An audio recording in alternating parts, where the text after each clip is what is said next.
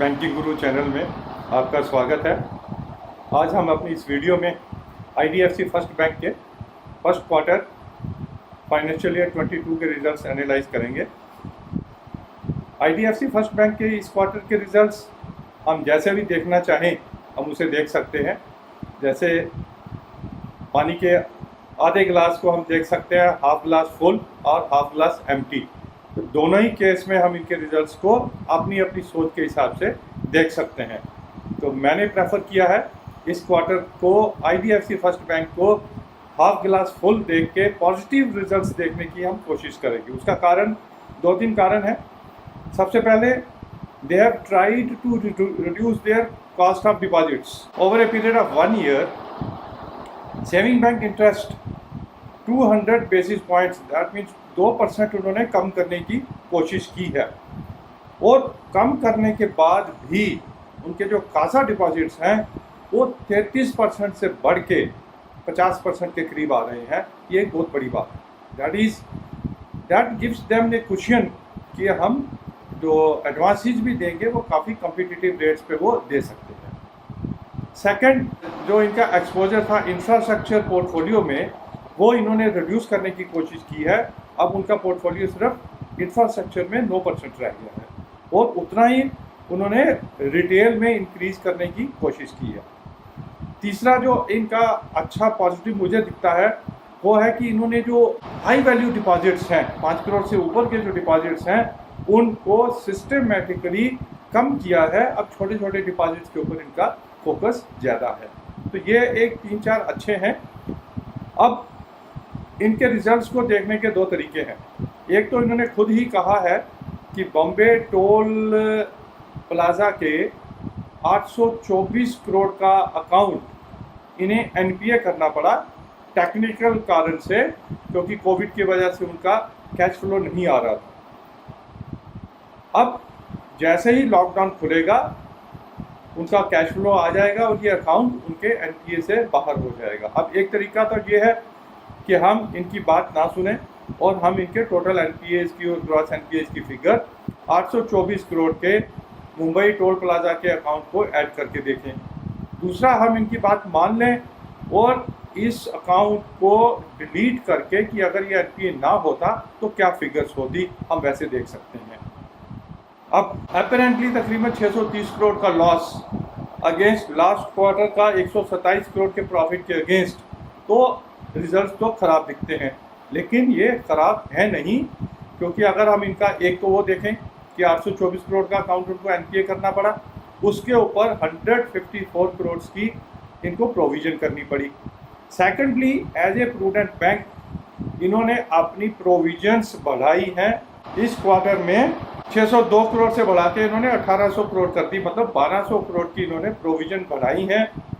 उसके बावजूद इनका लॉस जो है 630 करोड़ का है। अगर ये ना भी बढ़ाते तब भी इनका काम चल सकता था, लेकिन इन्होंने ये बढ़ा के एक प्रूडेंट बैंकर का काम किया है। तो इन कारणों से मेरे लिए आईडीएफसी फर्स्ट बैंक के इस क्वार्टर के रिजल्ट्स हमें पॉजिटिवली देखने चाहिए। और अगर इस लॉस की न्यूज़ की वजह से मंडे को इनका शेयर गिरता है तो हमें इसको लपक लेना चाहिए और एक्यूमुलेट थोड़ा थोड़ा करके करना चाहिए, अगर हमारे पास ऑलरेडी नहीं है। अगर है तो हमें इसे रिटेन करना चाहिए। तो आइए बाकी फिगर्स भी देखते हैं। पहले क्वार्टर फिगर्स देख लेते हैं। टोटल इनकम 104 करोड़ से इनकी बढ़ गई। ऑपरेटिंग एक्सपेंसेस 123 करोड़ से इन्होंने कम किए हैं, एक अच्छी बात है। और टोटल एक्सपेंडिचर भी 252 करोड़ से कम हुआ है। ये 252 करोड़ से कम इसलिए हुआ है कि जो इंटरेस्ट एक्सपेंडिड है वो इन्होंने 128 करोड़ से कम इंटरेस्ट एक्सपेंड किया है, डिस्पाइट द फैक्ट कि डिपॉजिट्स इनके बड़े हैं। ऑपरेटिंग प्रॉफिट 356 करोड़ से इन्होंने बढ़ा लिया। प्रोविजन बढ़ने की वजह से 1276 करोड़ की प्रोविजन बढ़ने की वजह से इनका जो लास्ट क्वार्टर में प्रॉफिट था वो लॉस में कन्वर्ट हो गया। इवन टैक्स की प्रोविजन इन्होंने लास्ट क्वार्टर में 84 करोड़ की रिवर्स की थी, इस क्वार्टर में 247 करोड़ की रिवर्स की है, क्योंकि वो लॉस दिखा रहे हैं प्रोविजन दिखाने के बाद, इसलिए उन्होंने वो प्रोविजन भी रिवर्स किया है।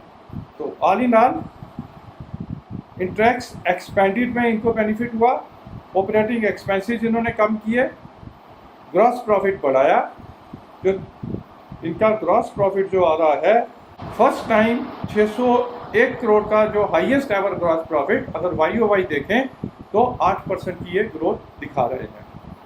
बाकी फिगर्स देख लेते हैं। डिपॉजिट्स YOY इन्होंने 36% बढ़ाए हैं, एडवांसेस YOY इन्होंने 9% बढ़ाए हैं, रिटेल पोर्टफोलियो इन्होंने YOY 27% बढ़ाया है, gross NPA quarter on quarter बढ़ा है 4.15 से 4.61, लेकिन अगर इसमें से 824 करोड़ का अकाउंट अगर निकाल दें तो इनके ग्रॉस NPA रह जाते हैं 3.77 which is lower than last quarter.